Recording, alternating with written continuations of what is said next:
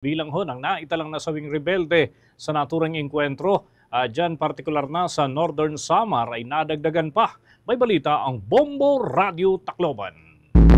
Natitirang miyembro ng Sub-Regional Committee Emporium ng Eastern Visayas Sub-Regional Party Committee muling nakaengkwentro ng kasunduluhan sa Northern Samar. Nadagdagan pa ang bilang ng mga nasawing rebelde sa nakaraang engkwentro sa Barangay Paco at Kaputuan, Las Navas, Northern Samar.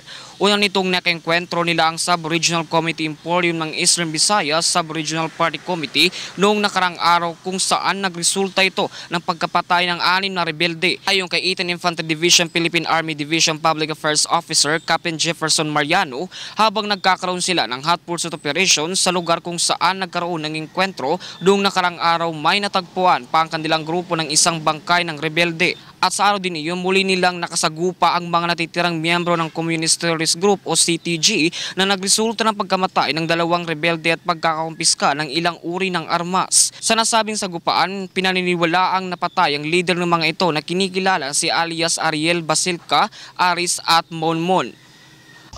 Yung previously reported natin na 6 na namatay is nadagdagan niyang isa.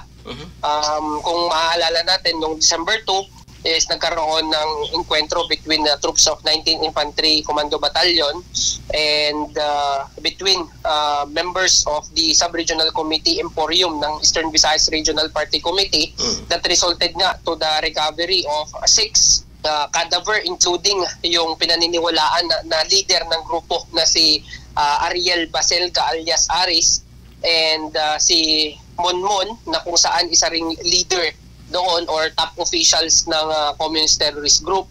Ang pakikipagpanayam ng Bombo Radio Tacloban kay 18th Infantry Division Philippine Army Division Public Affairs Officer Captain Jefferson Mariano. Patuloy naman ang hinihimok ng nasabing opisyal ang mga natitirang miyembro ng New People's Army na bumaba sa mga kabudukan at magbalik loob sa gobyerno para sa bagong pamumuhay kasama ang kanilang pamilya.